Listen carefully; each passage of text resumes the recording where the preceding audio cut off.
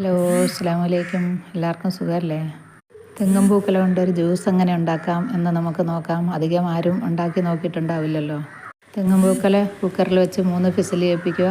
തണുപ്പിച്ച ശേഷം ഓരോരുത്തരുടെയും ആവശ്യാനുസരണം എടുക്കാം. ഇത് ഞാനിവിടെ മിനിമം തെറ്റില്ലാത്തൊരു സ്പൂണിന് 3 സ്പൂൺ തെങ്ങും പൂക്കലയും ഒരു 7 ബദാം പരിപ്പും ഒരു 7 അണ്ടിപ്പരിപ്പുമാണ് എടുത്തേക്കുന്നത്.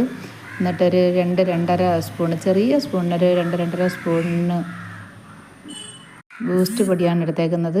ബൂസ്റ്റ് തന്നെ ഇടണമെന്നില്ല, ഒരു നുള്ളി ഏലക്കപ്പൊടി ആയാലും മതി. ഇത് രണ്ടും ഇല്ലെങ്കിലും കുഴപ്പമില്ല. പിന്നെ ആവശ്യത്തിന് പഞ്ചസാരയും പാലും. ഞാൻ 1 കപ്പ് പാലാണ് ഒഴിച്ചേക്കുന്നത്. നിങ്ങൾക്ക് കൂട്ടിയും കുറച്ചും കൊടുക്കാം. ആദ്യം കുറച്ച് പാലൊഴിച്ച് മിക്സിയിൽ നന്നായി അരച്ച ശേഷം ആടിയതിന് ശേഷം പിന്നെ കുറച്ച് പാൽ വേണമെന്ന ആവശ്യത്തിനുള്ള പാലൊഴിച്ച് കൊടുത്ത് ഒന്നുകൂടെ ഒന്ന് മിക്സ് ചെയ്തെടുക്കും. കുട്ടികൾക്കും മുതിർന്നവർക്കും പ്രസവക്കാർക്കും എല്ലാവർക്കും കുടിക്കാൻ പറ്റുന്ന ഹെൽത്തിയായ ഒരു ജ്യൂസാണ്.